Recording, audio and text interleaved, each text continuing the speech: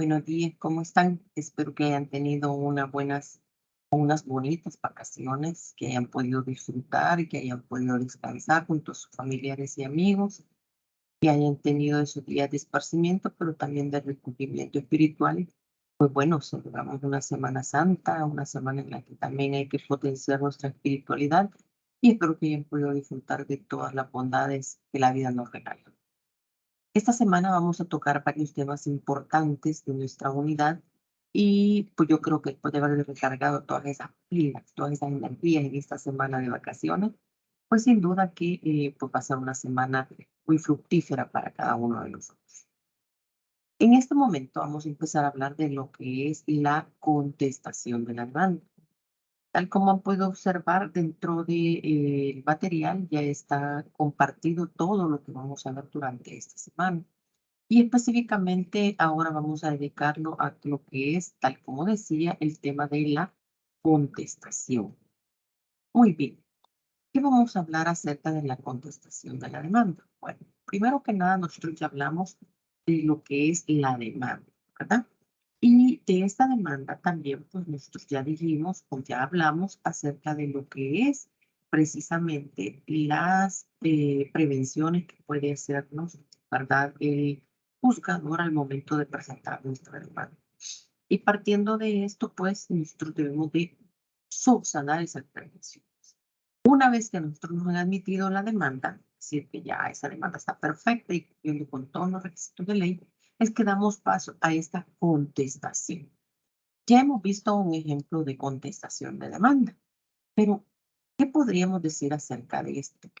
Primero que nada, no olvidemos que, tal como hemos venido hablando, el proceso de familia de alguna manera es un proceso mixto. ¿Por qué? Porque toda la parte de la demanda, su contestación pues es estrictamente escrita.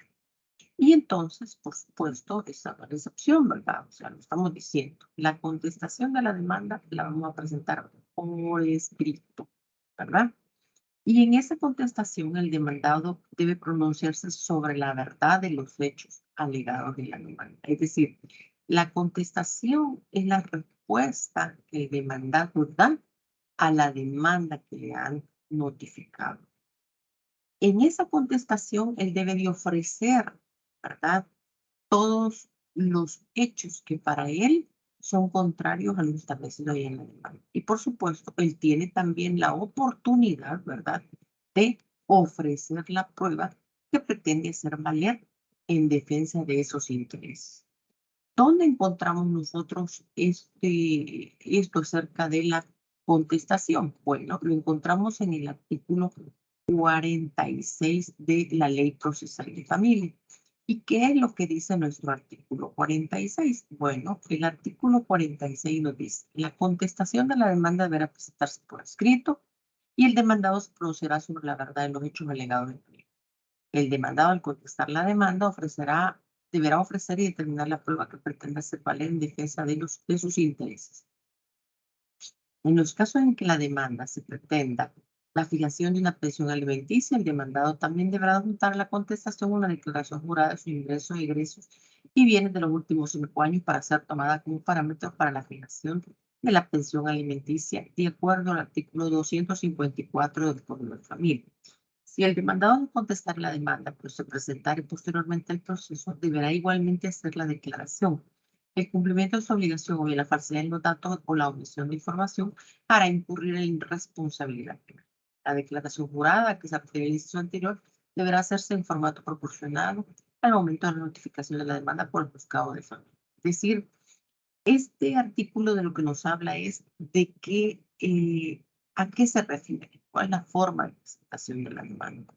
Tal como lo dice, pues deberá de ser por escrito y en esta alegar los hechos, ¿verdad?, que él quiere dejar claro y dar como respuesta a la demanda.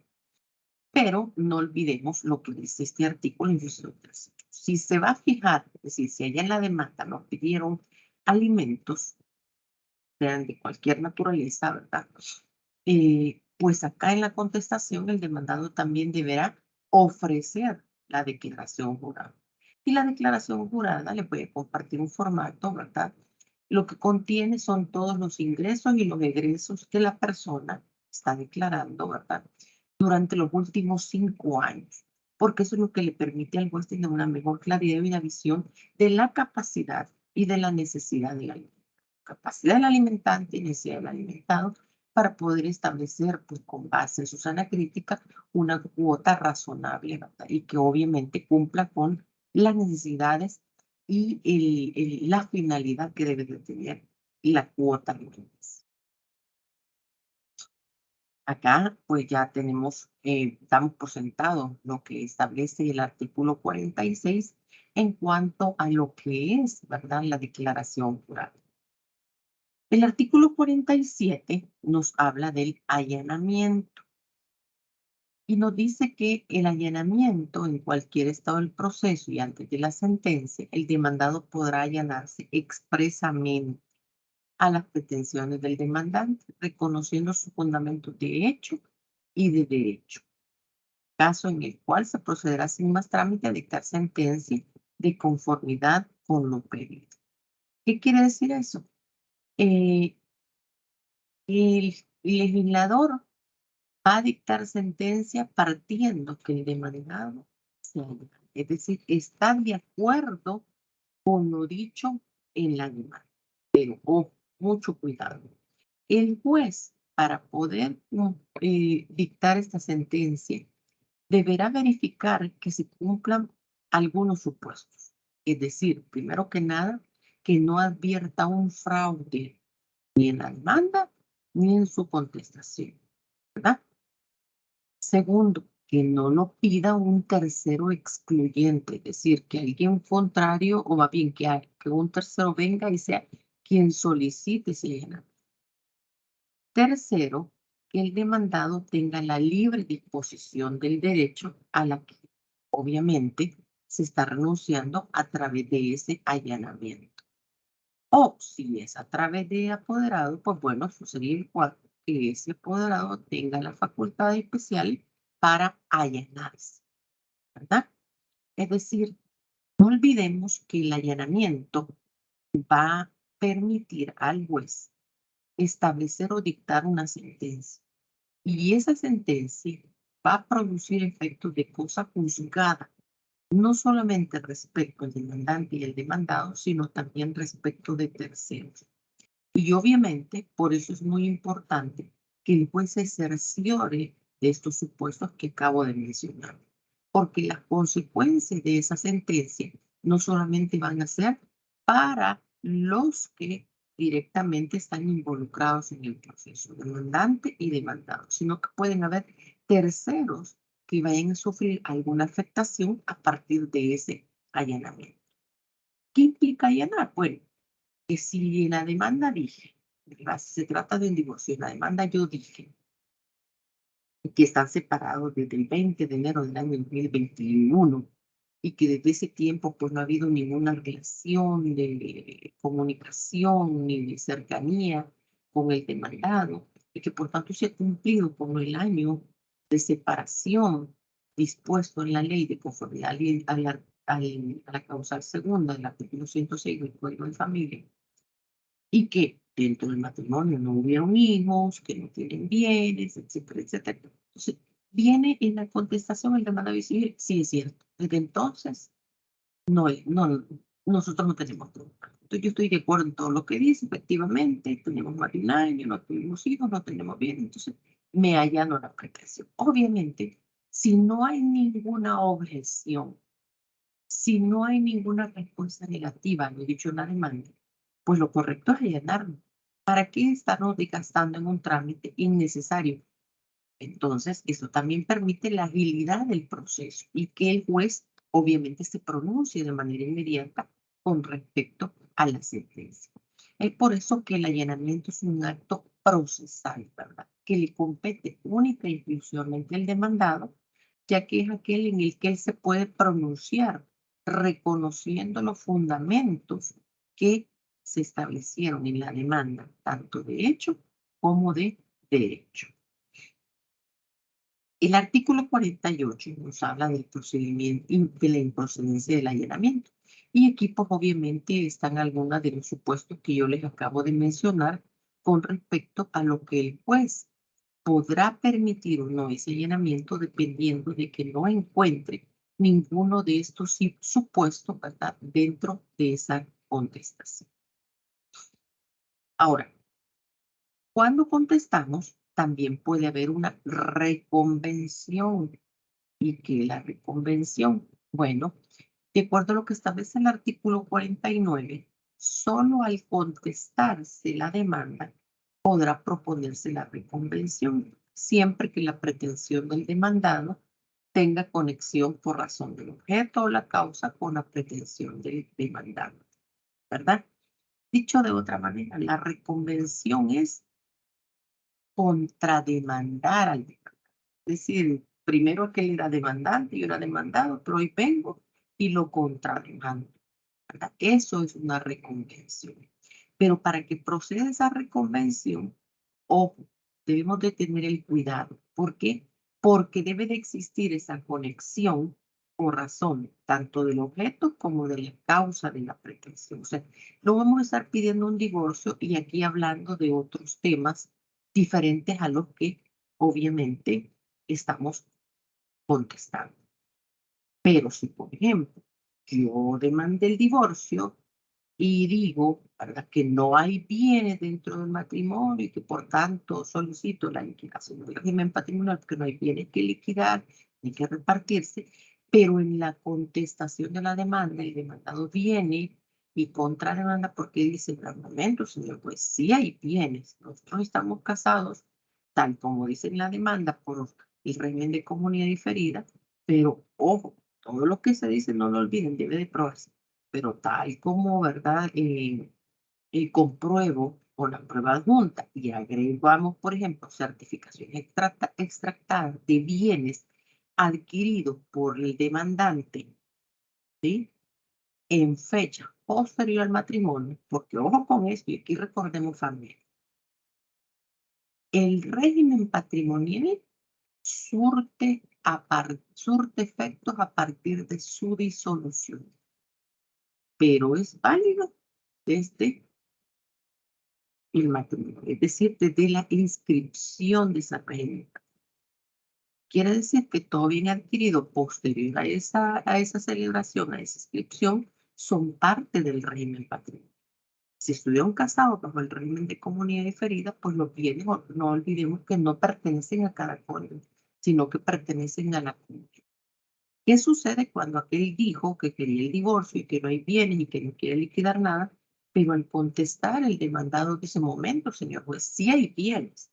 Y aquí estoy probando con la certificación extractada que hay bienes adquiridos por el demandante después de la celebración del matrimonio y que por tanto entran al régimen patrimonial.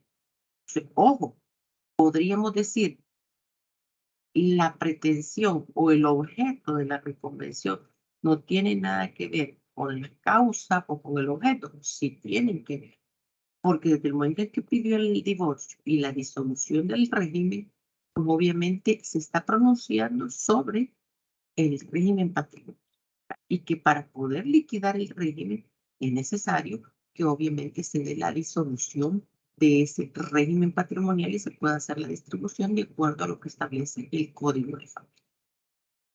Entonces, la reconvención es una contrademanda o mutua petición, también conocida como proceso doble. ¿Por qué, verdad? Porque soy el demandado, pero inmediatamente después de una reconvención me convierto en demandante. Y el que era demandante se convirtió ahora en demandado. Por eso es que estamos hablando de un proceso o de una mutua petición. La reconvención, pues obviamente igual, ¿verdad? Ya lo dijimos, si la contestación es por escrito, pues la reconvención va dentro de la contestación de la demanda.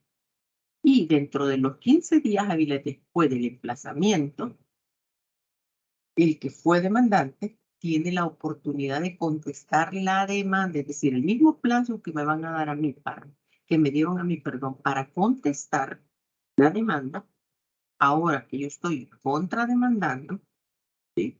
Sí, igual plazo va a tener el que antes era demandante, que ahora es demandado, para contestar esa reconvención. No olvidemos, son dos posiciones. Demandante, demandado. ¿Cuánto tiene el demandado para contestar? 15 días. Ok, pero como en la contestación él vino y contrademandó, es decir, hubo una reconvención, entonces igual plazo va a tener el que antes era demandante, pero ahora es demandado, para contestar la reconvención o contrademanda. ¿Qué otra cosa puede darse? Fíjense bien, o sea, ya dijimos, primero puede darse un allanamiento, todo está perfecto, todo está ok, todo está chévere, el juez dicta sentencia. Puede darse una reconvención y finalmente, pues también pueden haber excepciones, alegar excepciones. ¿Qué son las excepciones? Bueno, en el caso de las excepciones las encontramos en el artículo 50 y en este caso, pues el demandado al contestar debe alegarles.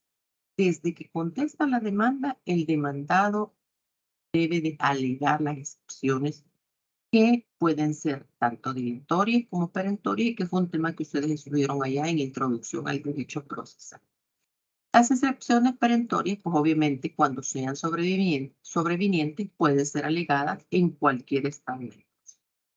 No olvidemos, y esta lámina es para que recuerden, Introducción al Derecho Procesal, que las excepciones son actos procesales que corresponden únicamente al demandado. ¿Para qué? Para excepcionarse y sanear el proceso. Es decir, aquello que no se está dando correctamente dentro del proceso. Ojo, esto no tiene nada que ver directamente con el objeto de la excepción, sino con el proceso en sí mismo.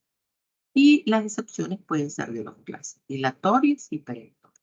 Las dilatorias son aquellas que retrasan el trámite, pero las perentorias son aquellas que agilizan o viabilizan el trámite del proceso. ¿Cuáles son las excepciones dilatorias? Insisto, estamos recordando. Las dilatorias son aquellas que, por ejemplo, se refieren a la competencia del juez. Cuanto a la territorialidad, la materia, el grado, la cuantía, la conexión de la causa o la funcionalidad. Y las excepciones perentorias son aquellas que tienen que ver con la excepción de pago, ¿verdad? Y con la cosa buscada. No olvidemos nosotros que hablar de excepciones, pues perentorias, es muy importante que nosotros tengamos en cuenta que todas las excepciones, indistintamente que sean dilatorias o perentorias, deben ser opuestas por el representante judicial, es decir, por el abogado de la parte demandada, junto con la contestación de la demanda, es decir, dentro de la contestación, simultáneamente, en el mismo escrito. Y deben alegarse todas las excepciones dilatorias o perentorias que obren a favor de la parte demandada.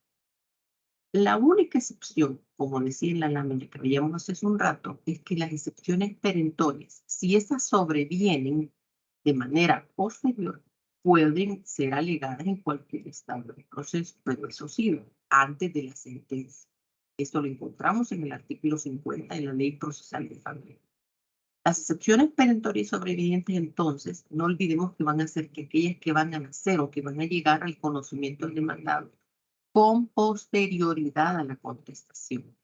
Quiere decir que, como consecuencia de esto, las excepciones que se opongan después de la contestación de la demanda deberán ser rechazadas de oficio por el juez de familia o hará caso omiso de ellas en el momento de pronunciar su resolución sobre el asunto cometido a su conocimiento y decisión por haber sido puestas en un término o dentro del periodo que no corresponde alegarles. Las únicas, no olvidemos, las dilatorias deben de ser alegadas en la contestación. Las perentorias también, es que ahí vamos a alegar todas, pero las únicas que el juez me puede permitir presentar o alegarlas de manera posterior a la contestación y en cualquier parte del proceso antes de la sentencia son las perentorias. Obviamente que hay excepciones perentorias que son sobrevinientes porque se han dado o han llegado al conocimiento del demandado posterior a la contestación. Espero que con esto nos quede un poquito claro. Le voy a compartir además dos archivos más, uno que tiene que ver con la declaración jurada de ingresos y egresos y otro con una contestación de demanda para que ustedes puedan analizar.